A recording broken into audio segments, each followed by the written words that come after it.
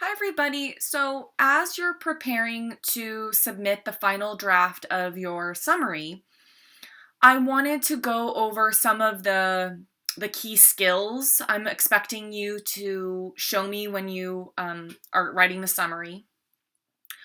I want to give you a better sense of how I'm evaluating them and a better sense of, well, I guess generally some tips, for writing the best summary that you possibly can. And I hope this video won't be too long, but I think you should probably take some notes as I go. So the first thing I want to talk about is the purpose of a summary. And so the purpose is to be able to explain to someone who hasn't read the original text that's being summarized, read or watched or listened to or whatever, the person who's reading it can understand they can understand in a clear manner generally what the original text was about. Okay?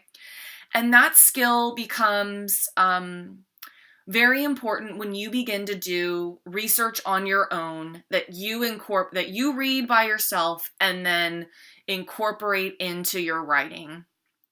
So that later in the class, you'll be asked to do research. I will have not read that research, but you need to talk about that research clearly enough so that I can understand generally what the original was about and what point you're trying to make about that research in your paper. Okay? And that's actually a general skill of the university overall, because the university, really the purpose of the university is to bring together people with all of this different expertise in these different areas, and those people share that expertise. And one of the key ways that they do that is to summarize information. Not everybody can read all of the research that's out there, right? And so you need to use summary to convey to others the knowledge that you have, all right? It's also going to be an important skill for the types of writing that you're going to do in whatever job you go into. A proposal, a report, etc. are going to require you to use summary. All right? So, one of the key tests of a summary is, would someone, the question you should think about when you're trying to test the quality of a summary is, would someone who hasn't read the original text understand kind of what it's about by reading your summary? And would their understanding be accurate to the original? So you can see that on my rubric, I ask those two questions and I evaluate you based on that. Like, were you accurate? Are you conveying the information clearly to someone who hasn't read the original? All right. Then the second thing I want to talk about is that there is actually a clear structure for a summary. Okay, and it's very similar to an essay structure, where a summary, especially a longer one like the one that we're writing, where it's it's a decent length summary, it's a page long.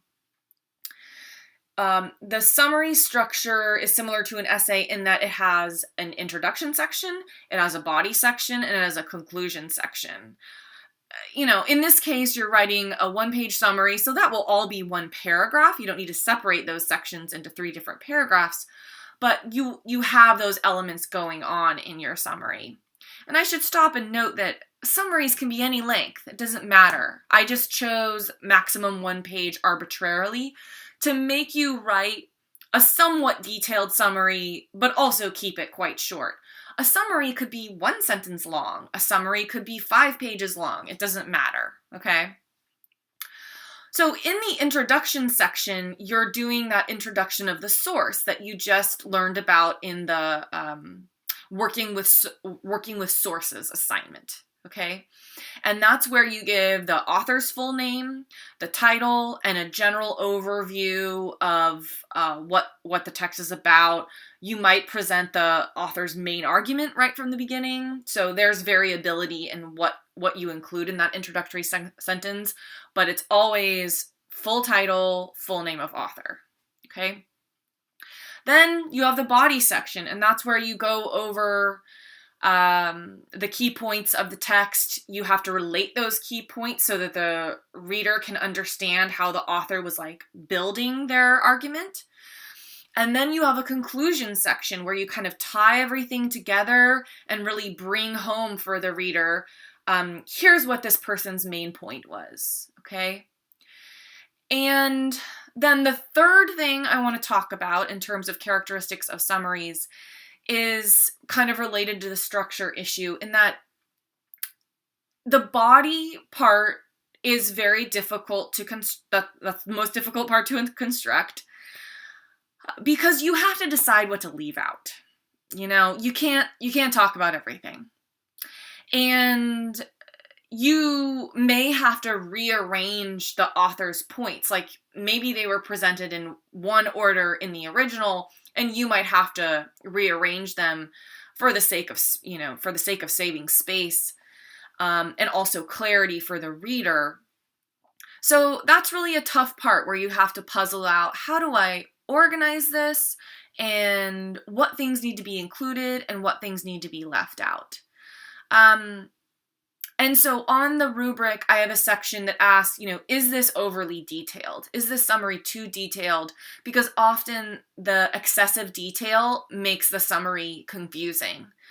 Someone who hasn't read it won't be able to know what you're referring to because you're talking about things so quickly because you've decided to you've decided to cover too much of the original. Okay. I hope these comments are helpful. I'm always happy to answer any questions. So that's about it.